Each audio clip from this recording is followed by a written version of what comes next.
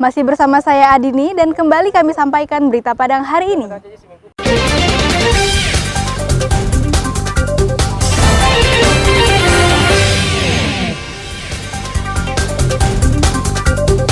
Seorang pencuri helm tewas diamuk massa. Jaksa musnahkan barang bukti hasil kejahatan. Nasib bekas kapal perang KRI Teluk Bone terkatung-katung di pantai Pariaman.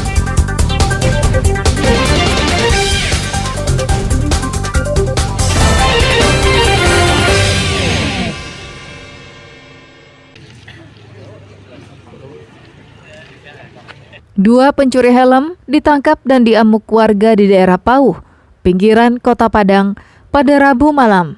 Satu pelaku bernama Jihan Hermawan dan berusia 19 tahun, tewas usai diamuk warga.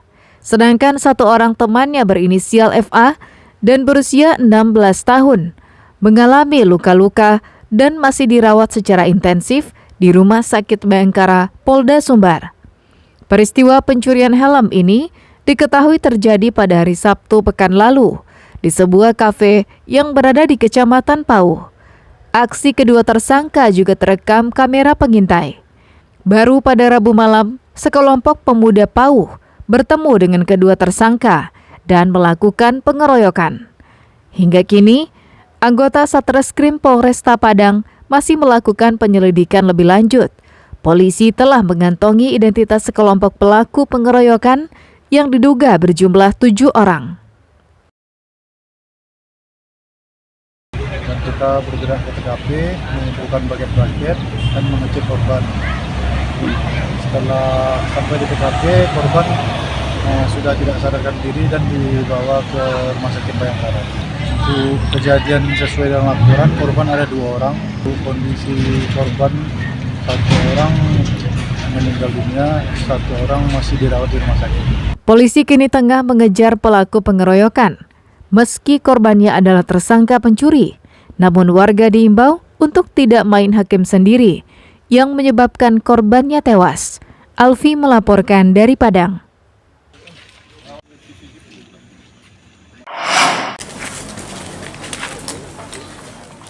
Kejaksaan Negeri Pariaman hari Rabu memusnahkan barang bukti yang telah memiliki kekuatan hukum tetap dari pengadilan.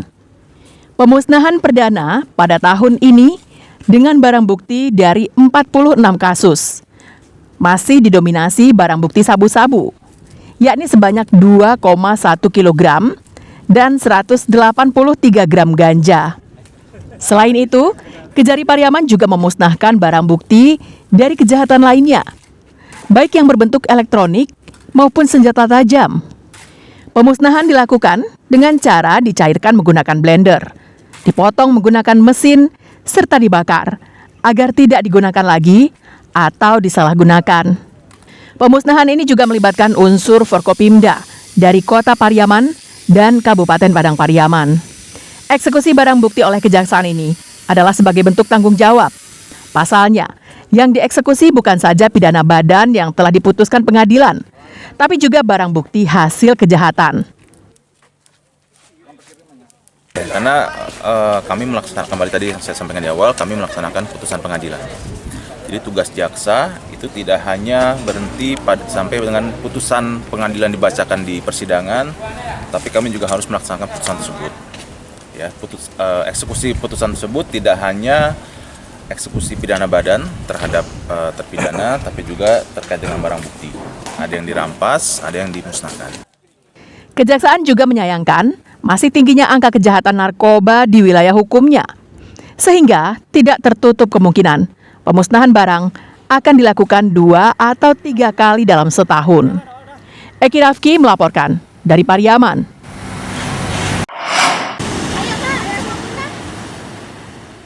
Bekas kapal perang KRI Teluk Bone nasibnya terkatung-katung di pantai Pariaman.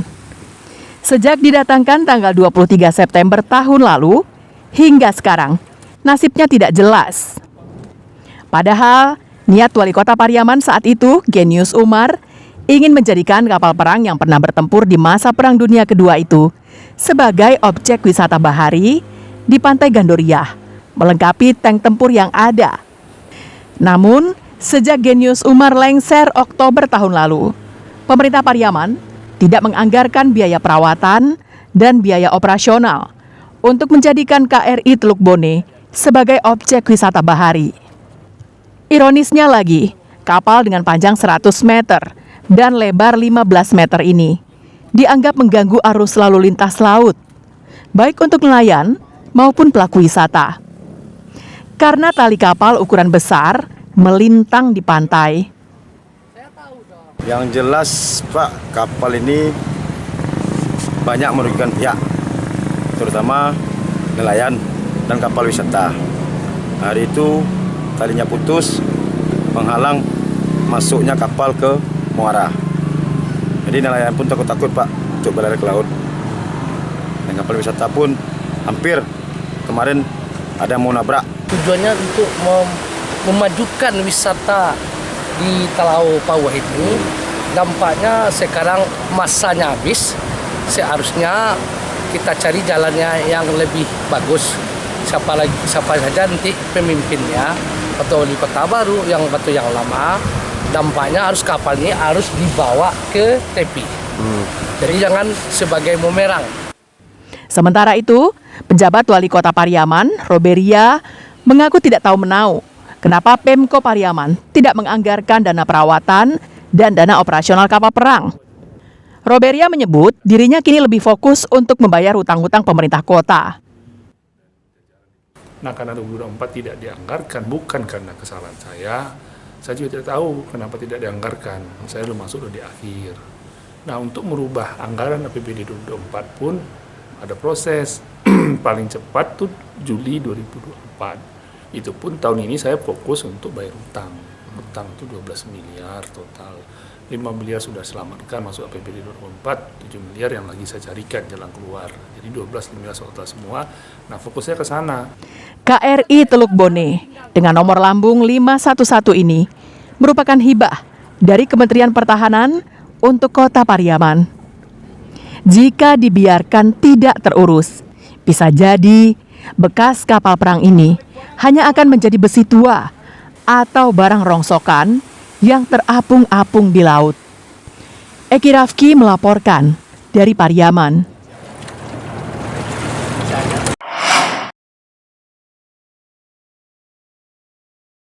Pencari lokan atau kerang tewas diterkam buaya kembali terjadi.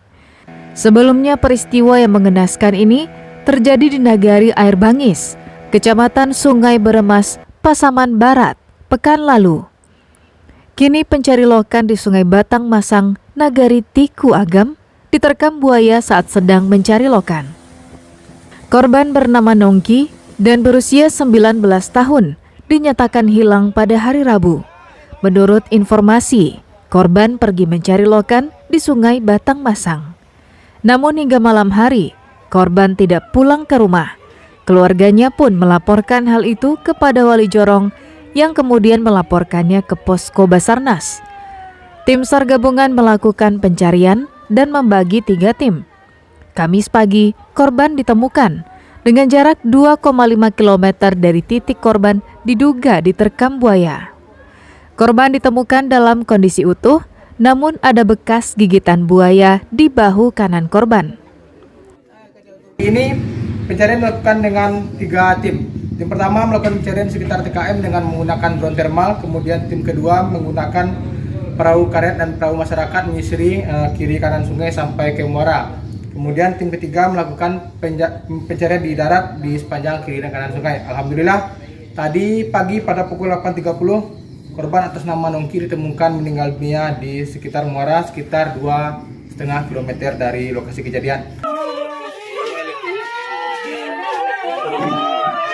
Setelah ditemukan, korban langsung dibawa ke rumah duka. Isak tangis keluarga korban pecah karena tidak menyangka Nongki yang pamit untuk mencari lokan di sungai pulang dengan kondisi tidak lagi bernyawa. Safatul Ulum melaporkan dari Agam.